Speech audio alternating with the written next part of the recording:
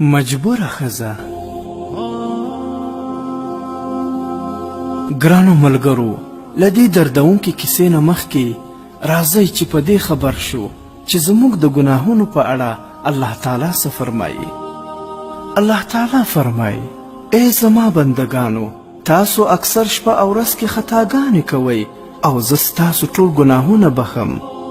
ای زما بندگانو، که تاسو ګناه کولو کې ماته ضرر رسول وغواړئ نو هیڅکله ضرر راته نشئ رسولی، او که نیک کار کولو کې راته فایده رسول وغواړئ نو په هیڅ کار راته فایده نشئ رسولی.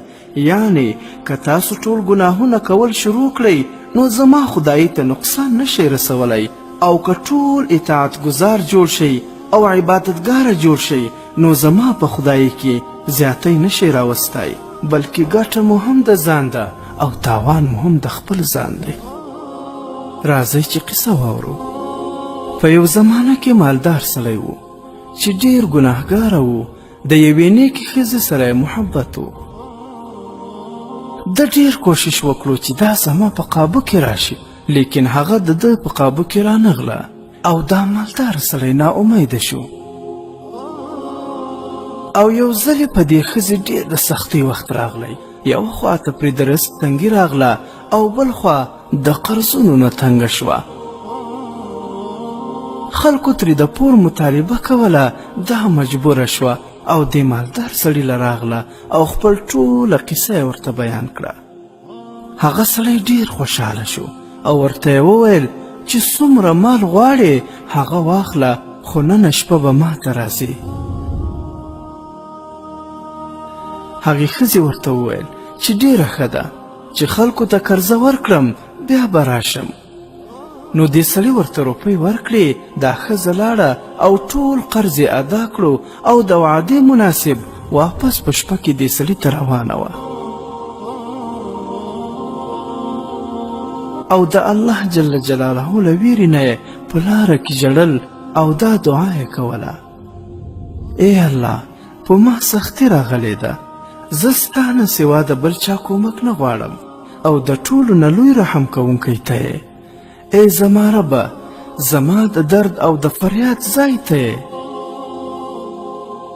ای خدایه، اگر که زه د سر نه تر خپو پورې ګناهګاره یمه، خو اوس ستا په در کې طلبګاره د توبې یمه. ای زما خدایه، زما په ظاهر او باطن ته خبردارې او زما حالت ستا نه پټ نه دی. زه یوه غریبه او فریاد کوونکې او بېنوا یمه. څوک به زما تپوس وکړي بغیر له تانه.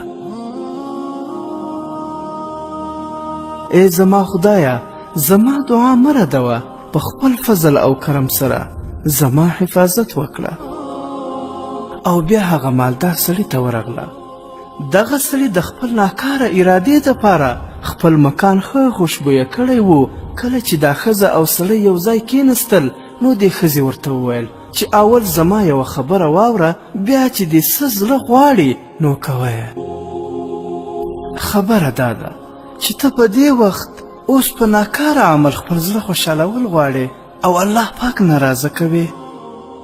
سبا به په ورځ د قیامت مالک الملک او احکم الحاکمین خدای ته مخته کیږي او د ذرې ذرې حساب به در سره کیږي او ملائکو ته به حکم وکړي چې دا بدکاره سړی او دا بدکاره ښځه راولئ او زما مخ ته یې ودروئ.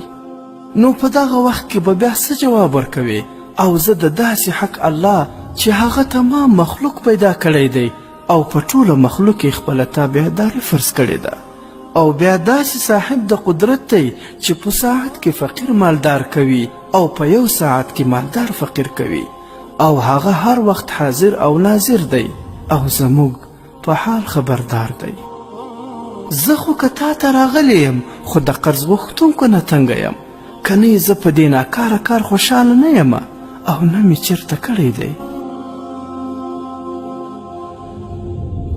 نو د الله په قدرت او مدد سره او د دې پاکې ښځې د خبرې په برکت سره دغه انسان د الله تعالی له ګرفت نه وډارېدی او ډېر شرمنده شو او د دې ښځې نه یې معافي وغوښته او د الله تعالی د خوشحالولو لپاره یې ډېرې روپۍ ورکړې او رخصت یې کړه او خپله یې ژړا شروع کړه چې دا نیکه ښځه یو ځل ګناه څومره بده ګڼي او زما ټول عمر په ګناه کې تیر شو.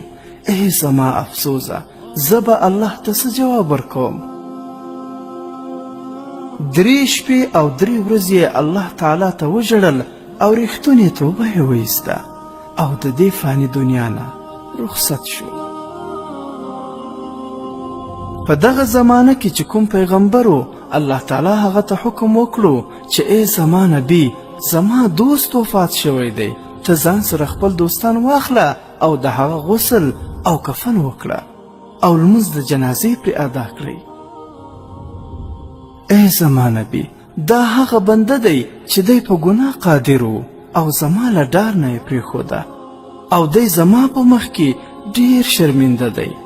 زما نه یې معافي وغوښتله او ریښتونې توبه یې وایسته او وفات شو. تاسو ګواه شئ چې ما د دې بنده ټول ګناهونه معاف کړه او دی مې وبخئ. عبرت: ګرانو ملګرو، هر څومره ګناهګاره یو، بیخي زیات ګناهګاره یو، خو کله مو هم په ژوند کې په خپلو ګناهونو توبه ایستلې او کله مو استغفار ویلی دی. نبی علیه الصلاة والسلام فرمایلی دی چا چې استغفار ویل پر خپل ځان لازم کړل، الله تعالی به ورته د هرې تنګسیانه لار د وتلو پیدا کړي او د هر غم نه نجات او له هغه ځای نه به روزي ورکوي چې د ده به ګمان هم نه وي. رواه احمد و ابو داود و ابن ماجه.